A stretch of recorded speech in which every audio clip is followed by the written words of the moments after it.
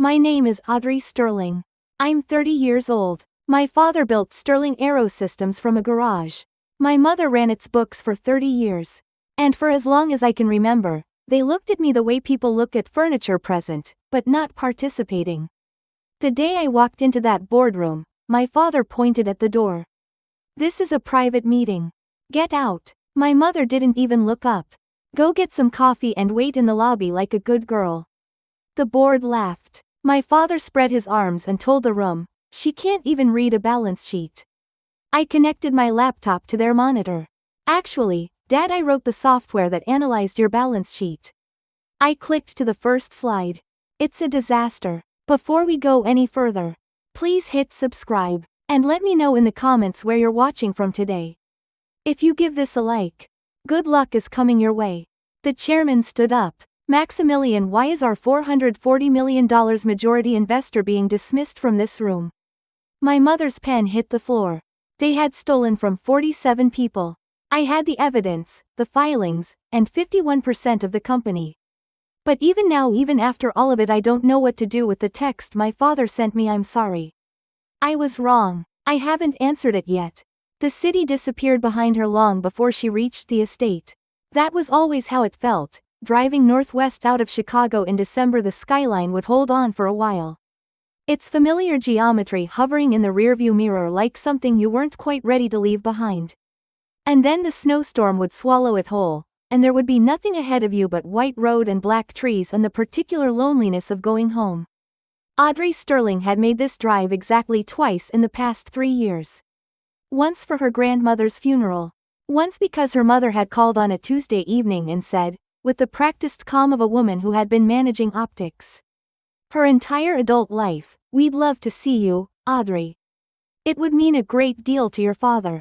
She had driven up that time too, stayed 47 minutes, and driven back. 2 glasses of wine in a conversation that never once touched anything real. Tonight was different. Tonight was supposed to be a celebration. 40 years of marriage. The invitations, which Eleanor had designed herself on cream cardstock with embossed silver lettering, had said as much. An intimate anniversary gathering for family and close friends of the Sterling family. Audrey had received hers in the mail like everyone else, which she had always thought said something, though she had never been entirely sure what. The Porsche moved through the snow with the quiet confidence of a machine built for exactly this. Cold roads, low visibility, conditions that rewarded precision. Audrey had bought it the year she made managing partner at Blackwood Capital. Not as a statement, but because she had grown up watching her father collect cars for their look rather than their engineering, and she had wanted, at least in this one small thing, to choose differently. The car had cost her 4 months of grocery shopping in her first apartment in New York. It had cost nothing, by the standards of what she earned now. She didn't think about money the way other people did. She thought about it the way her father thought about aircraft, as a system of load-bearing relationships. Each component dependent on every other, the entire structure only as reliable as its weakest joint. Her father had never once applied that logic to his own finances. That had always seemed to her like a profound failure of imagination. The estate gate opened automatically when she pulled up. The motion sensors still had her car on file, which she found both touching and faintly absurd. The driveway curved through a quarter-mile of old-growth oak trees. Their branches bare now, reaching upward like the arms of people asking questions no one would answer. The house at the end of the drive was fully lit, warm yellow light spilling from every window onto the snow-covered lawn, and from the outside. It looked exactly as it always had, solid, established, the physical embodiment of a family that had been somewhere for a very long time. Inside was where the cracks showed. Audrey had learned to read this house the way she read a prospectus, not for what it said, but for what it chose not to mention. She handed her coat to the housekeeper, a woman named Rosa, who had worked for her parents for 11 years and who gave Audrey a smile that lasted approximately 1 second longer than the smile she gave everyone else. Audrey had always liked Rosa. Rosa had a talent for communicating entire paragraphs with the corners of her eyes. The main room was full of people she knew by category rather than affection: her father's old engineering colleagues, her mother's club friends, A few board members whose names she recognized from filings she had reviewed at her desk in Manhattan with a cup of cold coffee and a highlighter. They were all dressed expensively, and they were all performing the same performance, the one that said, "Everything here is exactly as it should be, and if you suggest otherwise, you are the one being inappropriate." Her father found her before she had taken 3 steps into the room. Maximilian Sterling was 68 years old and still carried himself like a man who had never once been told he was wrong and believed this. Because he had been careful never to fully listen when he was. He was broad across the shoulders, silver-haired, with the ruddy complexion of a man who enjoyed outdoor activities mainly for the photographs they produced.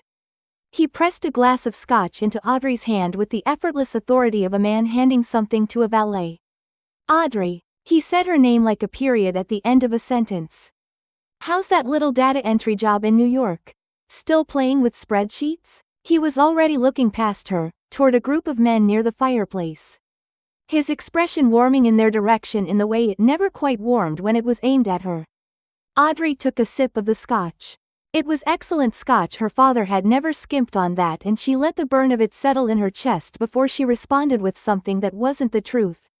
And wasn't quite a lie either, which was the language this house had always required. She moved through the room in the careful way she had practiced since childhood. Saying the right things to the right people in the right order, performing the daughter.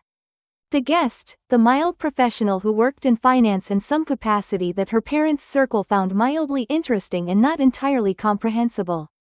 She was good at this. She had learned it young, the way children learn whatever language keeps the peace. It was the antique writing desk near the hallway that stopped her. Her father used it as a staging area for papers he was in the process of ignoring mail.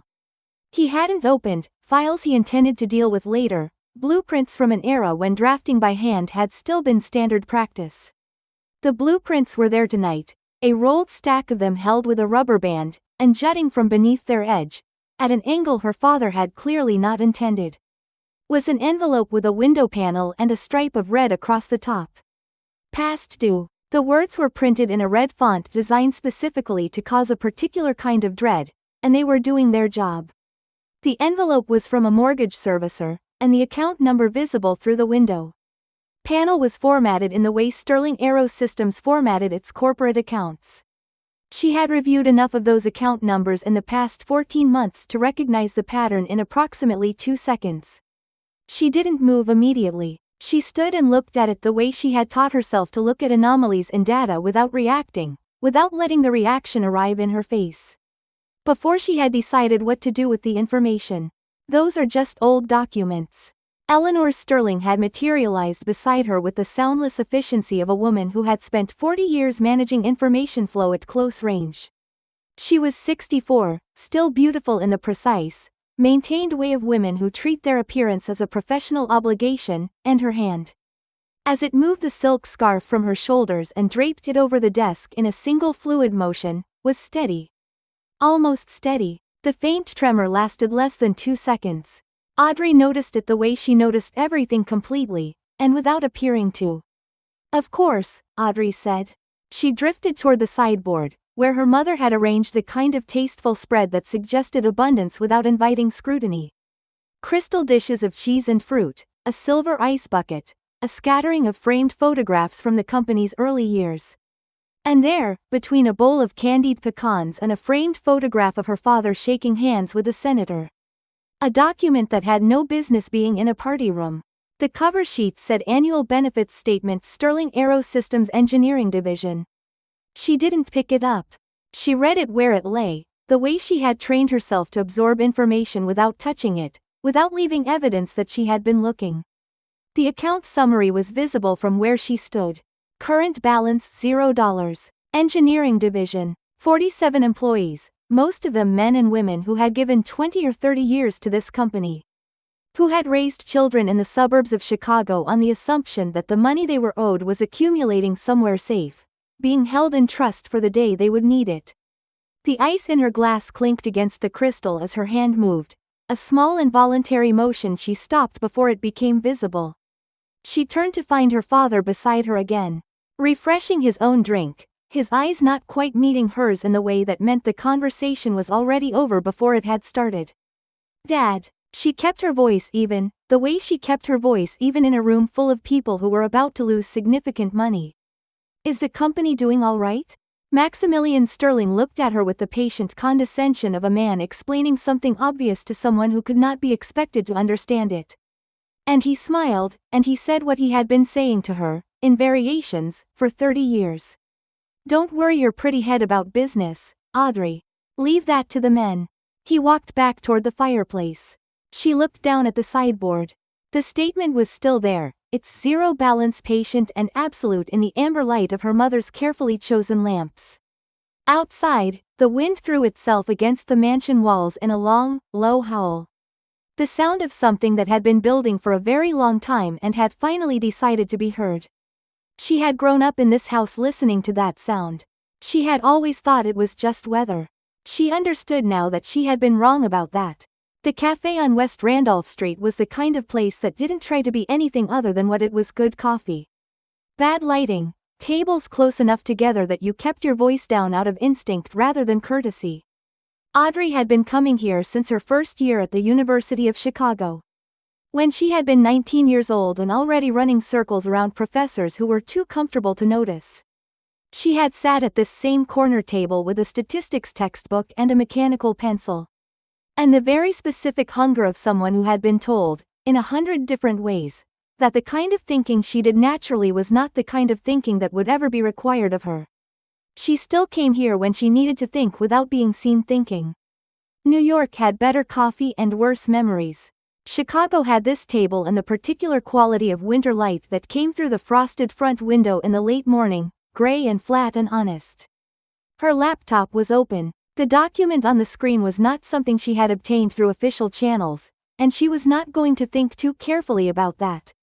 Because she had learned in 14 months of quiet, methodical work that the line between due diligence and something else was drawn. Primarily by the people who had something to hide. The EOB explanation of benefits, the dry bureaucratic name for a document that was, in practice, a record of promises kept or broken, had come to her through Arthur Vance, who had been on the Sterling Aero Systems board for 19 years and who had reached out to her 8 months ago through a channel so indirect. It had taken her 3 days to understand that the message was actually meant for her. Arthur was 65, cautious in the specific way of men who had watched powerful people destroy themselves through impatience, and he had said, when they finally spoke, "I think you already know what I'm about to tell you. I think you've known for a long time." He hadn't been wrong. The EOB confirmed what the statement at her parents' party had suggested and what her own modeling had been pointing toward for months. Sterling Aero Systems had stopped paying health insurance premiums in September. 3 months of lapsed coverage, 47 engineering employees and their families operating under the assumption that they were insured when they were not. A child's emergency room visit. A course of physical therapy. A cardiac event, God forbid, for one of the older engineers. Any of these things, in the past 3 months, would have landed a family in financial devastation without their knowledge or consent. The number in the quarterly operational losses column was not a surprise.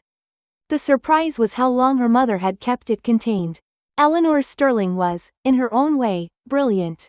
Audrey had always known this and had always found it exhausting to acknowledge, the way it was exhausting to acknowledge any gift that had been entirely put in service of the wrong things. Her mother had spent 30 years as the CFO of a company.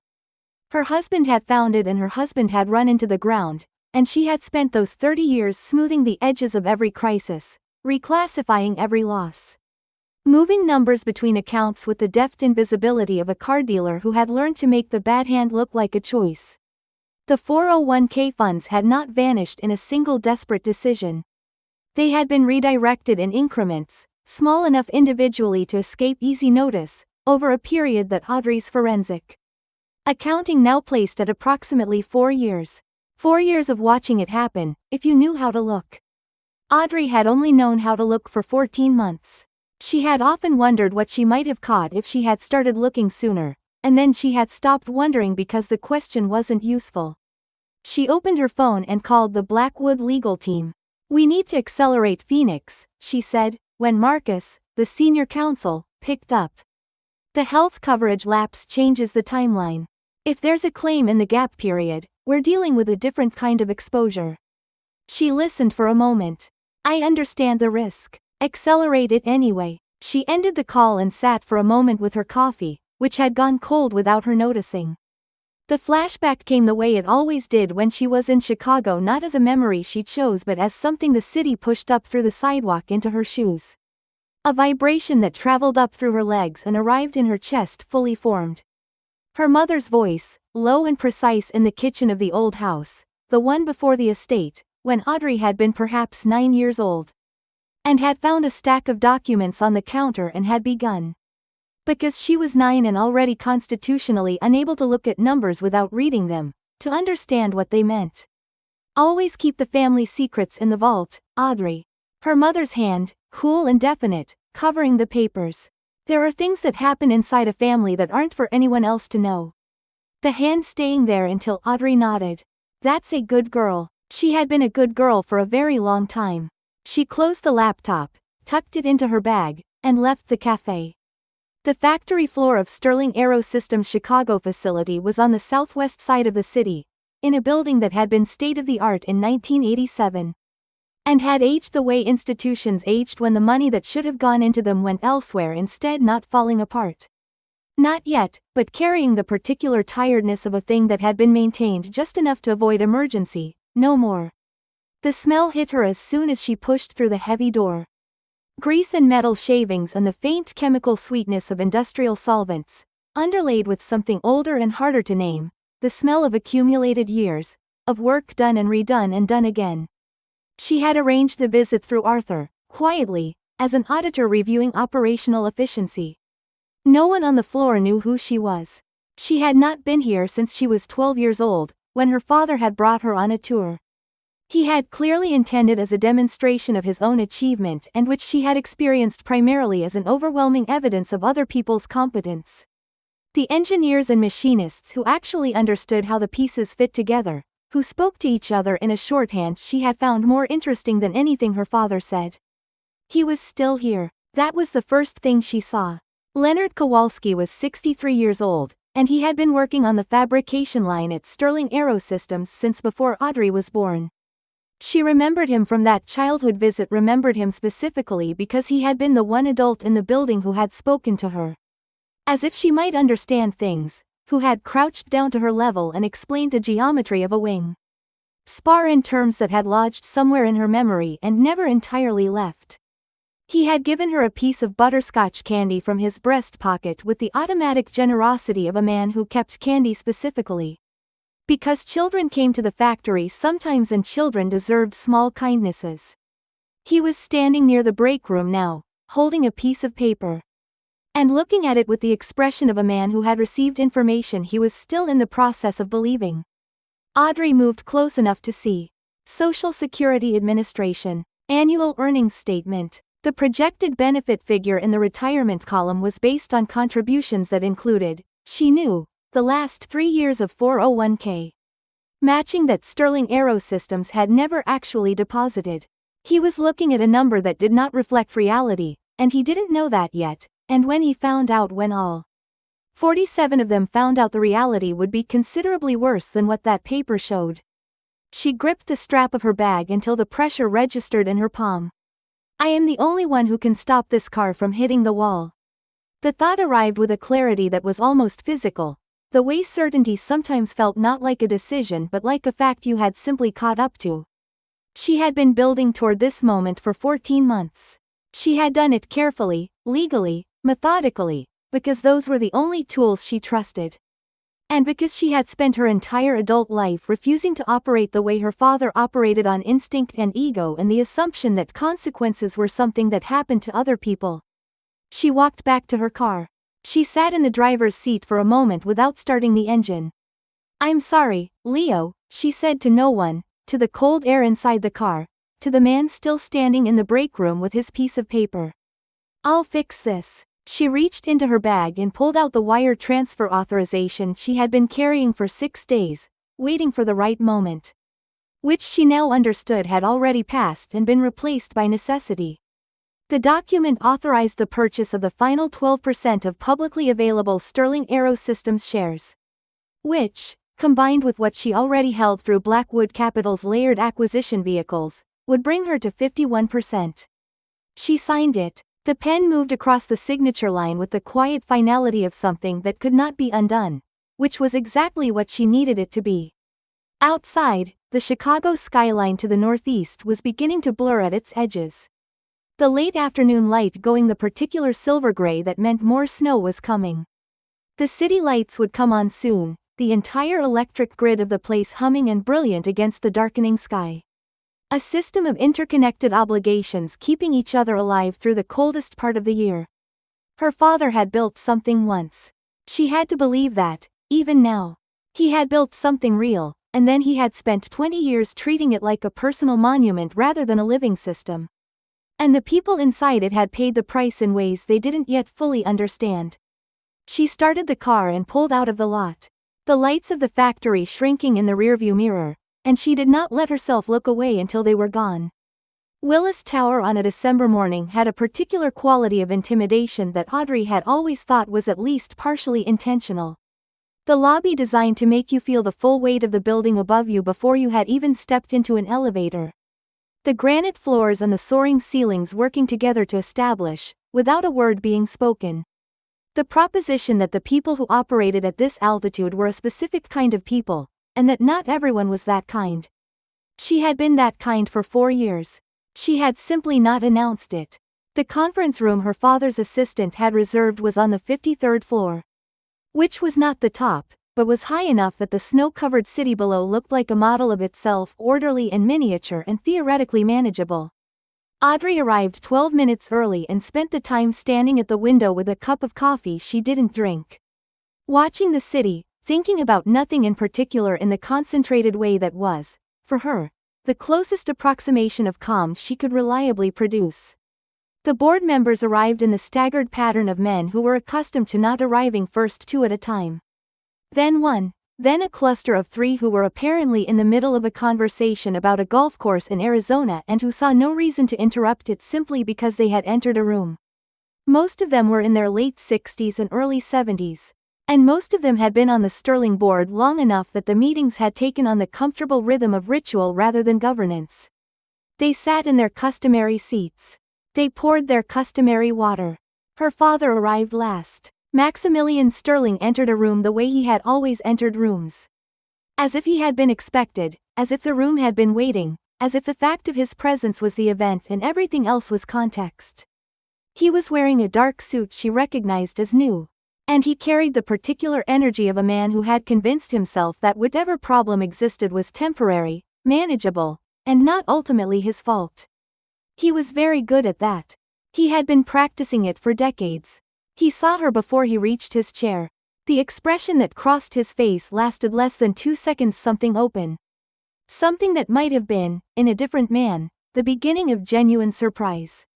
Or even fear, and then it closed, replaced by the expression he used when something was not going according to plan but he had decided to treat it as if it were. He slammed his palm flat on the mahogany table, and the sound of it silenced the Arizona conversation mid-sentence. Audrey. His voice was controlled, the way a valve is controlled, the pressure still there, the output managed. This is a private meeting for stakeholders. Get out. The board members who had looked up now shifted their attention with the careful non-commitment of men who had learned never to take a side before a winner was established. 2 of them made brief, almost involuntary eye contact with her and then looked at their water glasses.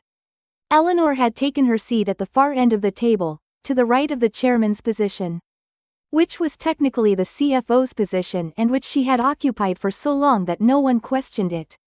She looked at Audrey with an expression Audrey had been seeing her whole life, the expression that said, "Please don't do this, please don't make this harder than it has to be. Please remember what family means." And then she sighed, the way she had always sighed when a situation had moved past her ability to manage it, with a scarf and a smooth redirect. "Audrey, don't make a scene." Her mother's voice was perfectly modulated, warm and firm in exactly equal measure. The voice of a woman who had spent decades managing the gap between what was true and what was being said. Go get some coffee and wait in the lobby like a good girl. Like a good girl. Audrey was 30 years old. She had a degree from the University of Chicago and an MBA from Wharton. And a managed portfolio that had outperformed its benchmark for 11 consecutive quarters. She ran a team of 9 analysts who addressed her as Ms.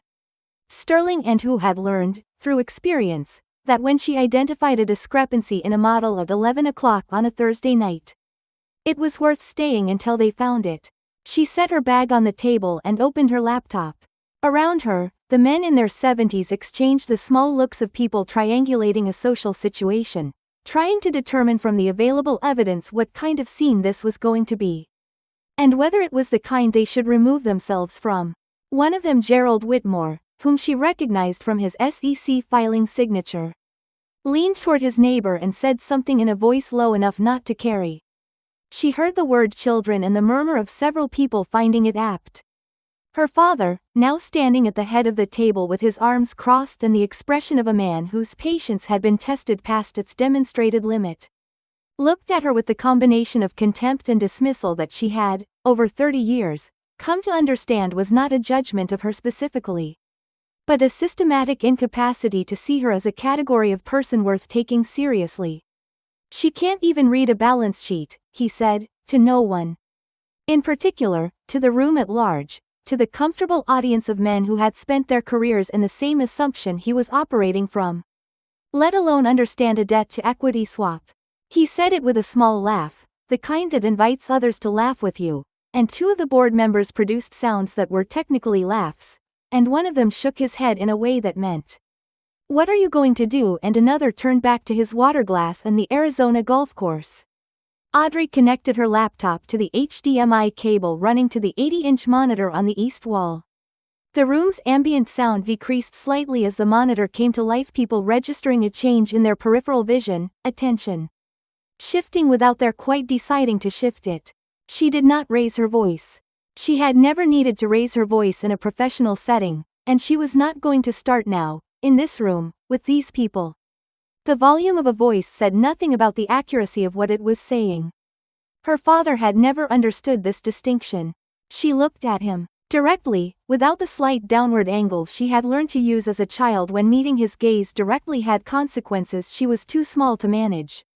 "Actually, Dad." Her voice was even and clear, the voice she used in presentations that determined whether 9-figure transactions would proceed. "I wrote the software that analyzed your balance sheet." She clicked to the first slide. "It's a disaster." The model she had built was thorough in the specific way of something built by someone who understood the material completely. And also had a reason to be comprehensive. It covered 4 years of operational data, the declining defense contract revenues, the undisclosed debt restructuring, the capital expenditures that had been capitalized rather than expensed in a way that inflated the reported asset base by approximately $34 million. It showed the 401k diversion in a separate panel, time-stamped. Account-specific, cross-referenced with the payroll records that Arthur had made available to her through channels that would not survive close examination but which had produced documents that would. She heard a chair move. She heard someone set down a water glass. The board chairman, Richard Phelps, 71 years old, 30 years in corporate governance. A man she had researched thoroughly enough to know that he had survived 3 major corporate scandals at other companies not through complicity, but through the specific skill of positioning himself correctly once the situation became undeniable. Richard Phelps was looking at his tablet, and his expression had changed. He stood up. The room noticed him standing in the way rooms notice when the person with the most authority changes their posture. Maximilian Sterling had turned toward the monitor, and the color of his face was doing something complicated, the red of his habitual confidence. Moving through something she didn't have a clean name for, something that was not yet fear but was in the neighborhood of it. The silence that followed was heavier than any insult they had ever hurled at her. She had rehearsed this moment in her apartment in New York, alone at her kitchen table at 1 in the morning. With a glass of water and her model open on the screen, trying to prepare herself for what it would feel like when it actually arrived. She had thought it might feel like triumph. She had thought it might feel like the satisfaction she experienced when a position she had taken with conviction finally resolved in the direction the data had always indicated it would. It didn't feel like that. It felt like standing at the edge of something very large. Looking down, understanding that what happened next was not reversible, and that this was correct, and that correct and comfortable were not the same word. She waited. Outside, 53 floors below, the city moved through its ordinary morning without any awareness of what was happening in this room. All those small lives proceeding on the assumption that the systems they depended on were intact. She was here to determine whether that assumption could be made true. Richard Phelps did not sit back down. He stood at the head of the table with his tablet in his hand, and he looked at Audrey with the particular attention of a man who had just revised a fundamental assumption, and when he spoke, his voice had the careful neutrality of someone choosing each word as a legal document rather than a conversation. Maximilian. He turned toward her father, and the turn itself was significant, the way a room reorganizes itself when the center of gravity shifts. Why is our $440 million majority investor being dismissed from this room?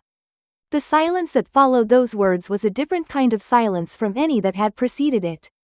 Eleanor's gold pen struck the marble floor. The sound was small and precise and absolute, a single note in an otherwise airless room, and it was followed by nothing, not by Eleanor bending to retrieve it, not by anyone near her moving to help, because everyone in the room had stopped in the way people stop when they understand that what they are witnessing is consequential. That this is not the kind of moment you interrupt with normal behavior. Audrey Sterling sat very still, her hands now flat on the table in front of her, and looked at a point roughly 18 inches in front of her water glass.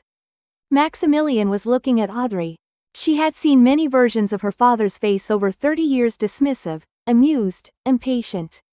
Occasionally proud of something she had done in a way he communicated through the absence of criticism rather than the presence of acknowledgement. She had not, until this moment, seen this version. The color had drained from his face in a process that seemed to happen incrementally. As the number continued to register, $440 million, as the implication continued to arrive, as the room continued to watch him understand what he was understanding. She clicked to the next slide. The SEC filings were publicly available, technically, which was the elegant thing about them. She had not needed to obtain them through any channel more complicated than the electronic data gathering, analysis, and retrieval system that any citizen with internet access could query on any given morning.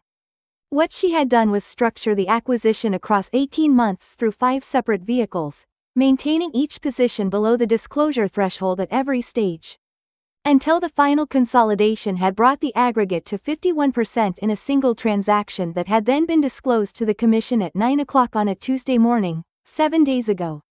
In a filing that was now a matter of public record, and which no one at this table had read because no one at this table had been paying the right kind of attention. She walked them through it. The 5 vehicles, the acquisition timeline, the consolidation, the disclosure. She watched her father's face as he read the filing numbers. And she watched the moment when he stopped reading them as an abstraction and started reading them as a reality. Which happened at approximately the 4th slide, when the share count resolved itself into a percentage and the percentage resolved itself into a word. Majority. Then she opened the second folder. The 401k embezzlement documentation was 23 pages. She had presented it at 11 pages before, in a preliminary form, when she was still establishing the pattern. The final version included the full transaction logs she had reconstructed from the server. Backup Arthur had made available, the cross-references to the operational loss accounts, where the money had been redirected, and the 4-year timeline that showed not a single catastrophic decision but a sustained, deliberate course of action. She let them read it in silence. Gerald Whitmore, the board member who had leaned over with the comment about children, was not leaning toward anyone now. He was sitting very straight, with both hands around his water glass and an expression on his face that said, he was calculating something, and what he was calculating was how far his own name appeared from the decision trail in whatever records the SEC would eventually review. Maximilian found his voice. It came out different from how it usually came out, smaller, rougher at the edges. The voice of a man who had been using a controlled surface for so long that the loss of that control was audible. He stopped. He looked at the slides still visible on the monitor, the numbers still there, patient and irrefutable, the way numbers always were. You stole my company? Audrey looked at her father. She let herself look at him fully, in a way she rarely allowed herself, not as a threat to be managed or a force to be navigated, but as a person, specifically this person, the person who had handed her a scotch and asked about her spreadsheet hobby 4 days ago. The person who had been telling her, in one form or another, for 30 years, that she was not the kind of person who mattered in the rooms where things were decided. No, Dad. Her voice was quiet and factual, the voice of someone delivering a report. You gambled it away. I just bought the debt.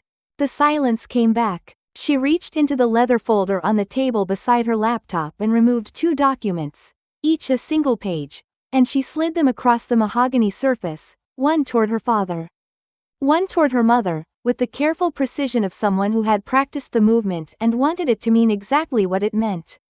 Resignation letters. Effective immediately. Standard severance terms. A clause requiring full cooperation with any regulatory investigation that might follow, in exchange for which Blackwood Capital, as majority shareholder, would not pursue personal civil claims. Her father looked at the document in front of him without picking it up.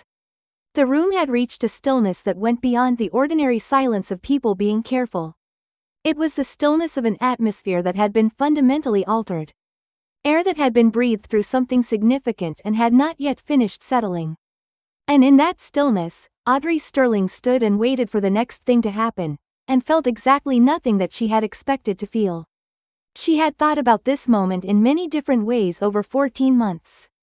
She had thought about it as a correction, the systems restoring themselves to accuracy, the numbers finally reflecting reality. The promises made to 47 people being honored rather than stolen. She had thought about it as justice, which was a word she used carefully, because justice was not always the same thing as satisfaction. And she had learned not to confuse them. She had thought about it, in certain very late nights in her apartment when she was tired. And her defenses were lower than she kept them during the day, as something she was owed. It didn't feel like any of those things. She watched her father in his chair, and she saw what she had not quite let herself fully see before, the specific quality of his smallness. Not the smallness of a bad man exposed, but the smallness of a person who had built his entire understanding of himself on a foundation of other people's deference. And who was now sitting in a room where no one was going to defer to him again. And who was, for perhaps the first time in 40 years, having to understand himself without that. The titan of the room. The man who had handed her scotch and asked about her little data entry job. The man who had torn up a piece of paper rather than acknowledge that his 10-year-old daughter had found a mathematical error in his wing design. He looked frightened, not angry, not calculating, frightened, in the way of someone who has looked at a structure they believed was permanent and found it hollow. I thought victory would feel like fire, she thought, watching him. But it feels like ash. She had won. She had done exactly what she had set out to do, and she had done it correctly. And the documentation was sound, and the legal position was airtight, and 47 engineers and machinists and administrative workers were going to be made whole because of what she had done in this room today. She had also, in some way she hadn't entirely anticipated, lost a father. Not today. That loss had been accumulating for 30 years, one dismissal at a time. One don't worry your pretty head at a time. One laugh at her expense in a room full of men who had never considered her capable of being in that room. But today was when the accounting closed. Today was when the running total resolved to its final figure. She looked at her mother. Eleanor was still looking at the point 18 inches from her water glass. And her face was doing the thing Audrey had seen it do in the kitchen of the old house, when she was 9 years old and her mother had covered the papers with a steady hand. Containing something, managing the surface. Deciding, at some deep and practiced level, what to feel and what to bury. Her mother looked up. Their eyes met. Audrey turned back to the room. She had work to do, and the work was not going to do itself, and she had 47 people who were counting on her to do it. And she had not driven through a Chicago snowstorm and spent 14 months of her life in the careful architecture of this outcome. In order to be someone who stood in the ruins feeling things when there was a company to save. She looked at Richard Phelps. Mr. Chairman, she said, I'd like to table the severance documents and move to a discussion of the restructuring timeline. We have a vendor payment due on Friday that I'd like to address before it creates additional exposure. Phelps sat down. The meeting continued. Friends, we've traveled quite a distance with Audrey Sterling in these first 4 parts of her story, haven't we? From that snow-covered estate where she first noticed the cracks behind her parents' polished facade. The mortgage notice, the empty retirement accounts, the casual cruelty of a father who couldn't see what was standing right in front of him. To that boardroom on the 53rd floor where 30 years of dismissal finally met its answer. She didn't win because she got lucky. She won because she had been paying attention while everyone else was looking away. But winning and healing are 2 very different things. And Audrey's story is far from over. Stay with us, friends. The most important part, who she truly is, and where she goes from here, is just beginning. The Sterling garage had smelled like motor oil and cold concrete, and the light in it on winter evenings had come from a single fluorescent tube that hummed at a frequency her father had long ago stopped hearing, if he had ever heard it at all. She was 10 years old in this memory, and she was standing at the edge of the drafting table, with her hands in the front pocket of her sweatshirt, watching her father work. The wing design was spread across the entire surface, several large sheets taped together, the lines precise and confident in the way her father's drafting always was, his lines never hesitating, never correcting themselves in the way of someone who was thinking while they drew. He drew the way he did everything as if the conclusion had already been established and the work was simply the formality of recording it.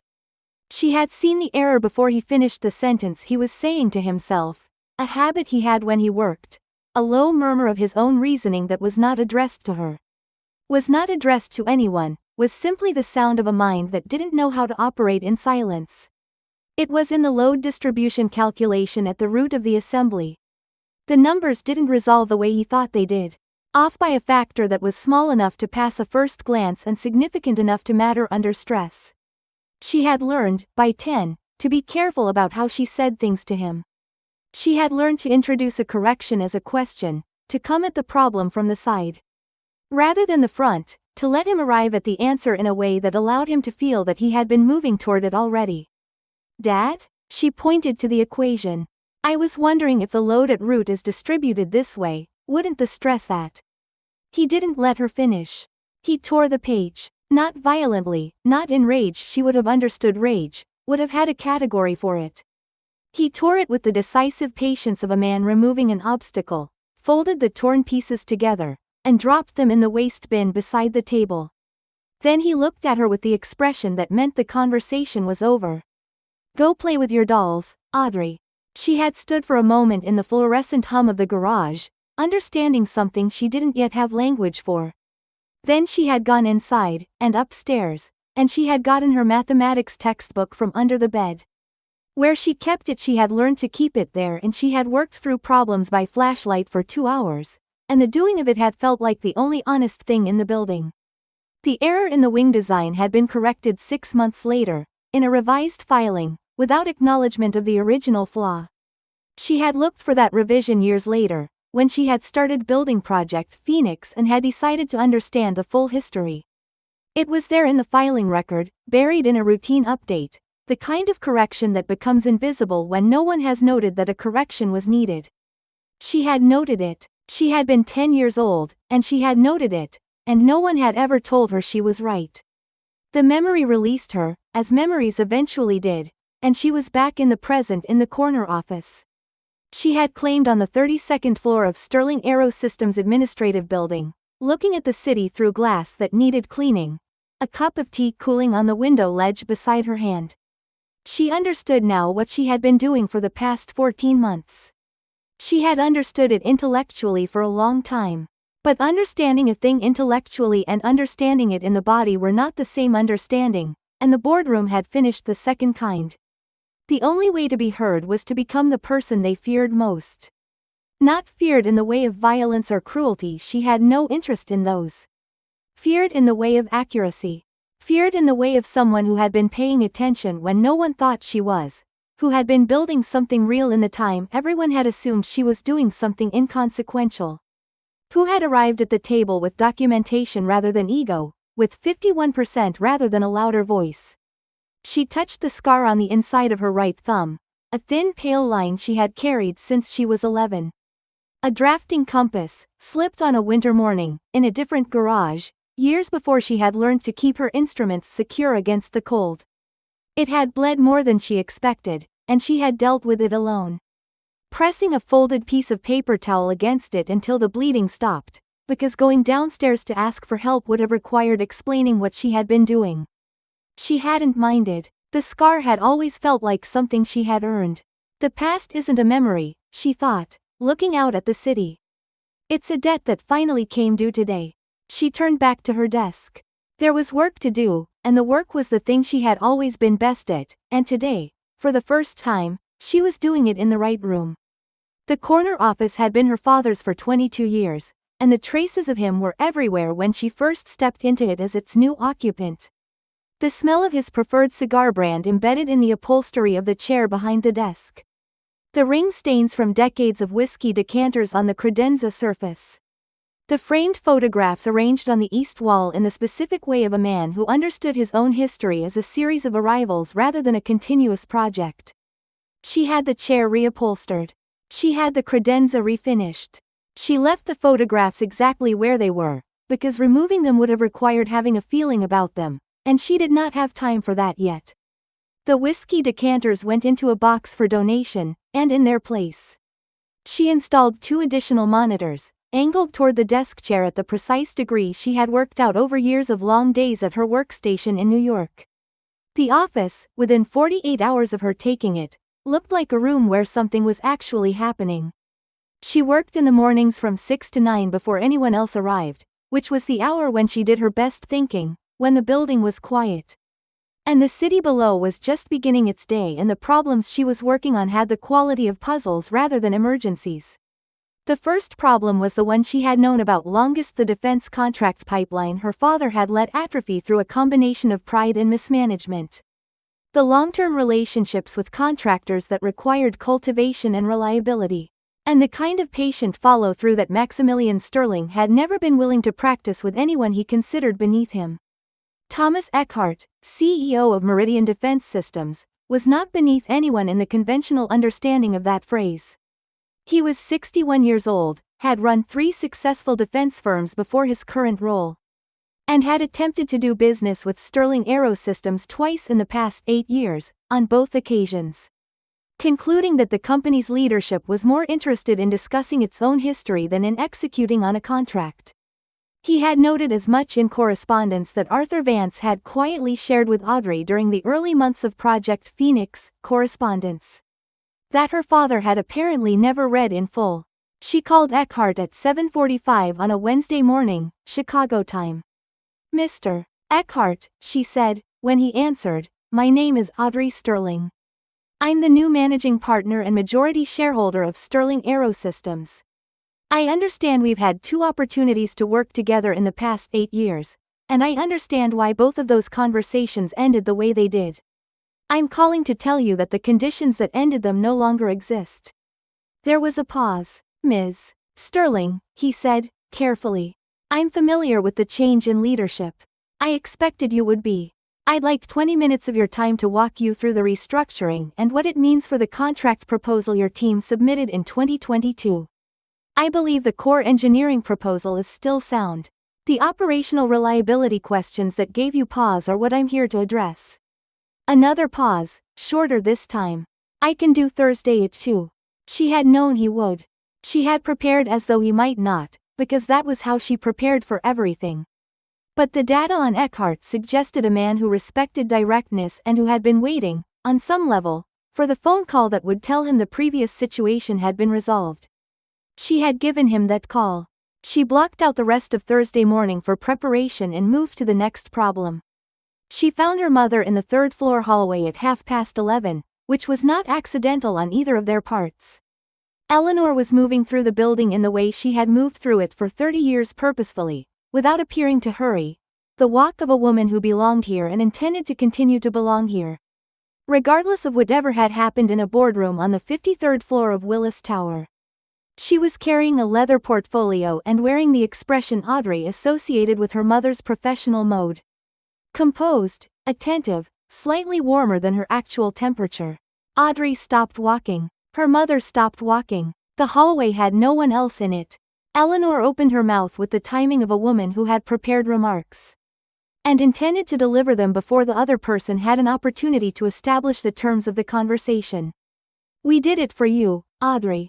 Her voice was even and full and carried the conviction of something she had been telling herself for long enough that it had taken on the texture of truth. To keep the Sterling name alive. Everything we did, every decision was to protect what this family built. What you stand to inherit. She believed it, Audrey thought. Or she had convinced herself to believe it, which in practice produced the same result. She reached into the leather portfolio she was carrying and removed a single-page document. Not the full audit. Her mother knew the full audit existed, had seen the shape of it in the boardroom presentation, but the specific page that listed the 47 names, the individual account balances, the amounts that had been diverted and the dates on which the diversions had occurred. She held it out. Her mother took it. Her mother read it with the controlled expression of someone reading a document they had not wanted to exist. "You did it for your pride," Audrey said. Her voice was not raised.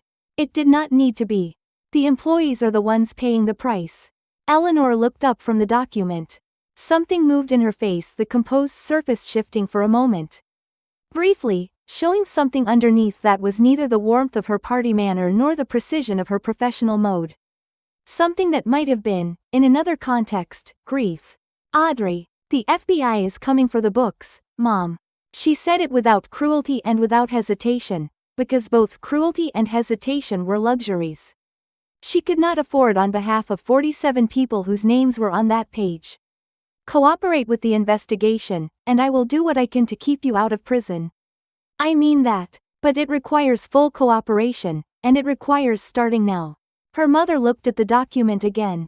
Audrey turned and walked back down the hallway toward the stairwell, and she did not listen to whether footsteps followed her, because the choice her mother made now was her mother's choice, and Audrey had said what could be said, and the rest was not hers to carry. The terminations took the better part of 2 days. She did them herself, which several people on her legal team advised against. And which she did anyway, because these were men and women who had operated a system that had stolen from working people, and she felt that the message required a messenger rather than a process. Gerald Whitmore, Donald Ferris, the 2 vice presidents who had presided over the benefits department during the period of the diversions. The head of internal audit, who had signed off on reports that did not reflect the reality he had access to. Some of them were angry. One of them threatened litigation in terms specific enough that she referred the statement directly to Blackwood's counsel. Most of them left with the stunned resignation of people who had believed, until this moment, that their position in a system was the same thing as security. She did not take pleasure in it. She was not performing not taking pleasure in it. She had simply been in possession of the evidence for long enough that the emotion had moved through and resolved itself into something more useful than feeling. And what remained was the clear requirement of what had to be done and the capacity to do it. By the time she left the building on Thursday evening, the engineering floor had been notified that their benefits were being restored, that the pension contributions were being recalculated and corrected, and that a trust was being established to address the interest lost during the diversion period. Arthur Vance, who had been her quiet partner through 14 months of careful preparation, had agreed to serve as independent oversight trustee. The wind outside roared when she pushed through the building's main exit, a full Chicago winter gale. The kind that came in off the lake and made the city feel, for a moment, genuinely wild. She stood in it for a moment, her coat held closed against the cold, the sound of it filling everything. She had spent 30 years in this city learning to keep her head down against the weather. She had found, standing here now, that she did not feel like doing that anymore. The factory hangar at Sterling Aerosystems could hold 4 aircraft in various stages of assembly, and on the morning Audrey stood at its front. It held 2, a partial fuselage wrapped in protective sheeting and an older airframe that had been there, according to the maintenance logs, for 11 months without a work order attached to it. The overhead lights were industrial fluorescents, the same make and approximate vintage as the one in her father's garage. Though these worked properly, filling the space with a flat, even light that left no comfortable shadows and no room for ambiguity. 240 people. She had counted them as they came in, not because she needed to count them. She had the employee roster, had reviewed it multiple times, but because she was constitutive of the particular belief that numbers should be checked against reality whenever possible. And the reality was 240 people standing in an aircraft hangar on a Thursday morning, having been told by a manager they did not yet know that there was something they needed to hear. She recognized some of them. Leonard Kowalski was near the front, in the second row, beside a younger man who had the same set to his jaw and who was probably, she guessed, his son. She recognized 3 of the engineers from her father's era, men who had been working on the fabrication line when she had taken her childhood tour of this facility, and who were now in their late 50s and early 60s. The far end of their working lives, the period when the promises a company makes are not abstract but urgent. She recognized the administrative coordinator who had, on her first day as managing partner, left a cup of coffee on the corner of her desk without being asked and without saying anything about it, simply placed it there at 6:45 in the morning and returned to her own work. She held up the 2 documents she had brought to the front with her. The first was a social security card, not a specific person's, but the standard issue government card, the kind that came in the plain window envelope that everyone recognized. She held it up because she wanted them to see that she understood what was at stake, not as an abstraction, not as a liability figure in a restructuring model, but as the specific, tangible thing that a retirement represented to a person who had given 30 years to a company in exchange for a future that had been quietly stolen from them. The second was the new insurance contract she had finalized with the benefits provider 2 days earlier.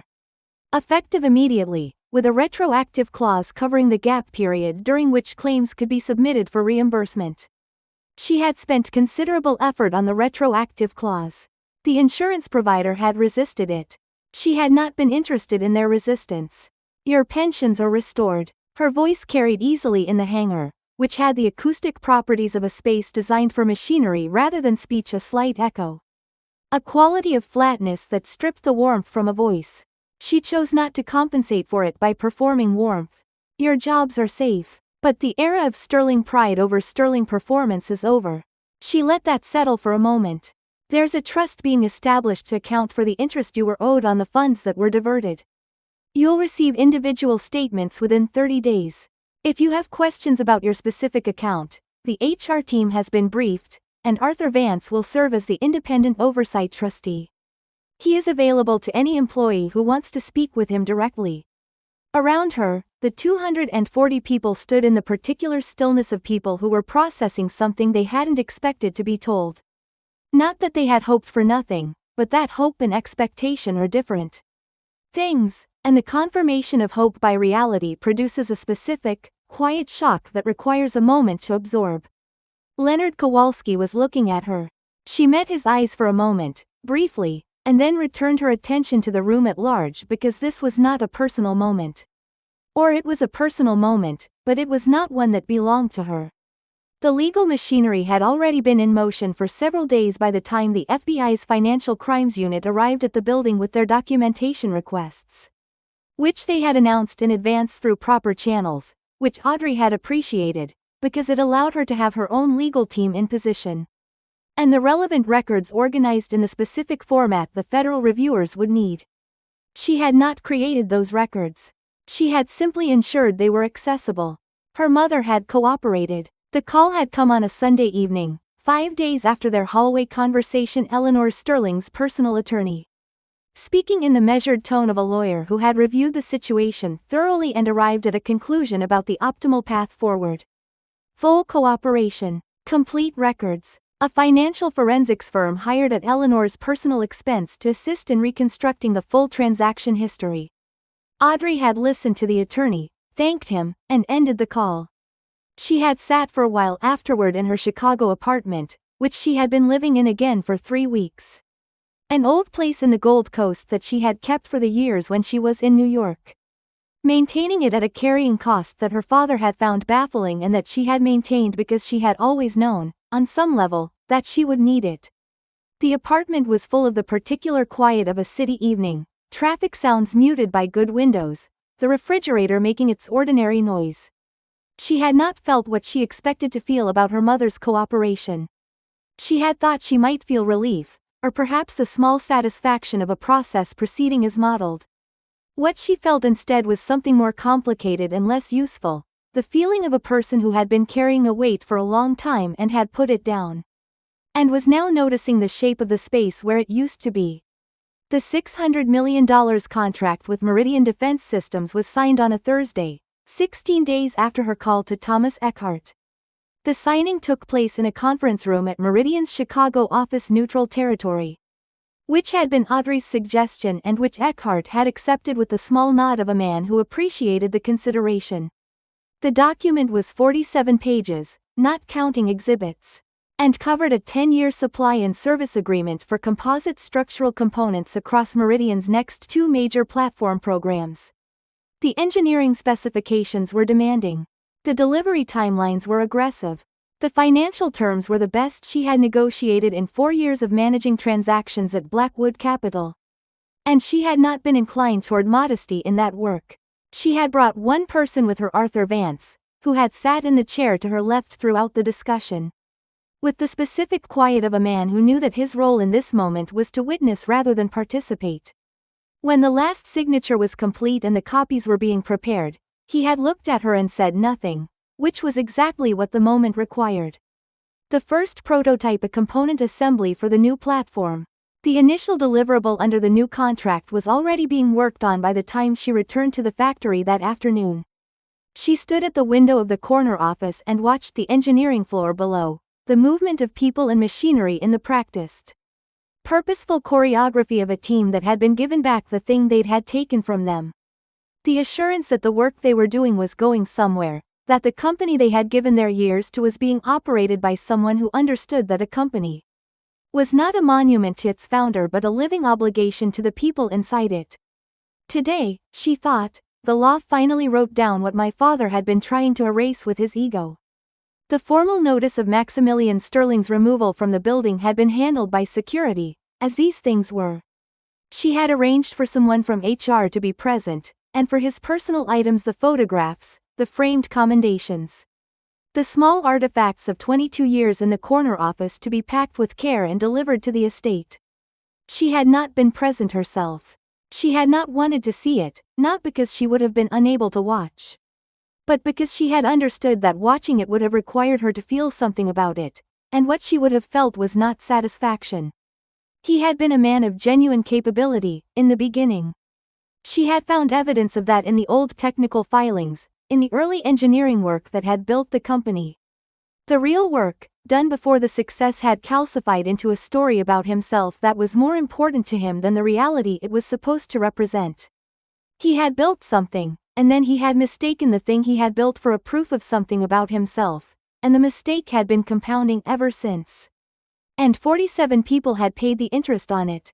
She watched the floor below, and she breathed, and the air was cold in the way of a Chicago building in December, and she was, for the first time in years, breathing it without the weight of what she was preparing to do. For the first time in 30 years, the name Sterling meant a promise rather than a lie. She was not sure her father would ever understand what it had cost to make that true. She was not sure it mattered whether he did. She had a company to run. The bean was silver and cold and enormous in the way it always was in winter. The polished steel surface holding the sky and the skyline and the snow-covered park in its curved reflection. Everything familiar made slightly strange by the distortion, the city folded back on itself in a shape that suggested there might be more than one way to see any given thing. Audrey sat on a bench facing it. Her breath made small clouds in the frozen air. She had a coffee in a paper cup that she was holding more for the warmth of it than the content. And she had been here for 20 minutes without checking her phone, which was, for her, something close to a personal record. Millennium Park in December was not empty, but it had the quality of chosen solitude. People moving through it with the purposeful leisure of those who had decided that the cold was manageable and the beauty of the place in winter was worth the price of the temperature. A man was walking a large brown dog along the path to her left. 2 children were pointing at their own reflections in the bean's curved surface, delighted by the version of themselves that came back distorted and enormous. An older couple moved through the park arm in arm with the practiced ease of people who had been keeping each other warm in this city for a very long time. She had been in Chicago for 3 weeks, which was the longest she had been here since she had left for New York at 24. She had expected to find it difficult, the city loaded with too much history, too many versions of herself she had moved away from. What she had found instead was that the Chicago she was living in now was a different one from the Chicago of her childhood and her adolescence. Or that it was the same one and she was a different person standing in it, and that the difference between those two things was not as large as she had once believed. Her phone buzzed. She looked at it. Her father's name was on the screen, and below it, in the preview of the message that had come through, "I'm sorry. I was wrong." She read it twice. Then she set the phone face down on the bench beside her and looked back at the bean. Maximilian Sterling was not a man who apologized. In 30 years, she could count on her fingers the number of times she had heard him say those words in any form, about anything. The fact of the message was not nothing. She was not going to pretend it was nothing, even in the privacy of her own mind. Because she had learned over the past 3 weeks to be more careful about the things she pretended, to be more rigorous about the difference between managing something and resolving it. But she needed the silence more than the apology, and she understood this about herself with a clarity she had been moving toward for some time. There would be a moment, perhaps, when she would be ready to respond, when the distance between what had happened and what might be possible between them had been crossed enough that a reply felt like something other than a performance. She did not know when that moment would come. She did not need to know yet. She was 30 years old and she had learned, in the past 3 months, that some timelines could not be compressed by force of will, that some things required the actual passage of actual time. And that this was not a failure of efficiency but a different kind of process, one that operated on different principles. She looked at her coffee. She took a sip. It was almost cold. She had left Blackwood Capital's name on the building for now. This was a decision she had explained to Arthur over dinner the previous week, at a restaurant in the West Loop that had been there for 20 years. And that she had been going to since she was a graduate student. Which made it feel, in the way of such places, like something stable in a world that had recently been doing a lot of moving. Blackwood Capital was her company. She had built it from an analyst's desk at 24, had grown it to a managed portfolio of several $1 billion through the specific combination of mathematical rigor and pattern recognition. That had been the most reliable part of her since she was a 10-year-old girl in a garage with a flashlight and a mathematics textbook. It had produced the means by which Sterling Aerosystems had been saved. And it had produced the professional reputation that had given Thomas Eckhart a reason to take her call. But Sterling Aerosystems was her responsibility now in a way that went beyond investment thesis. She had looked 47 people in the eye in a factory hangar and made them a promise. And the keeping of that promise was going to require her to be present in a way that managing partner of a capital firm based in New York did not permit. She had been thinking about what that meant for her work, for where she lived, for the architecture of the life she was building. She did not have all the answers yet. She was comfortable with that. The Blackwood Capital ID card was in the inside pocket of her coat. Where she kept it out of habit, the small laminated rectangle that had been her primary piece of identification for 4 years, the credential that opened rooms and established categories. She had looked at it a great deal in the past weeks, not sentimentally, but thoughtfully, the way you look at a document when you are considering what it represents and whether the representation still matches the reality. A plane crossed the sky above Millennium Park, low enough that the Sterling Aerosystems logo on the tail section was visible as a white flash against the gray clouds, there for a moment and then gone. A commercial aircraft, one of theirs, one of the maintenance contract fleet that had been the reliable revenue base. Even during the years of her father's mismanagement, she watched it until it was out of sight. I am not just my father's daughter. The thought arrived quietly, without drama, in the way that the truest things sometimes arrived when she had stopped working hard enough to crowd them out. I am the architect of my own empire.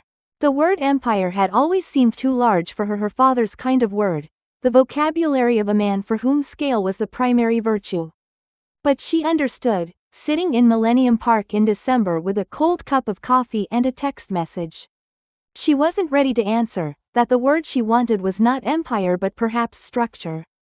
She had built structures, financial ones, legal ones, the restructuring currently proceeding at a company that would not have survived another fiscal year without what she had done.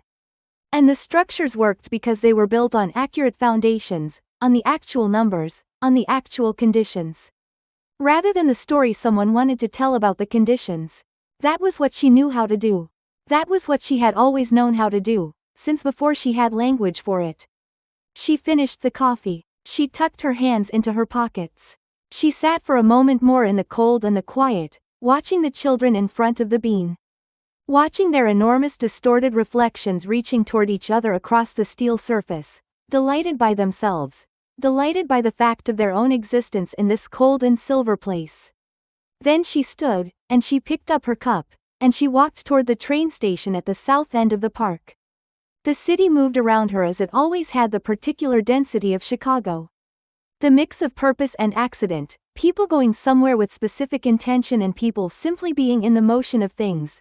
The whole system interconnected in ways that were visible if you knew how to look and invisible if you didn't. She had always known how to look.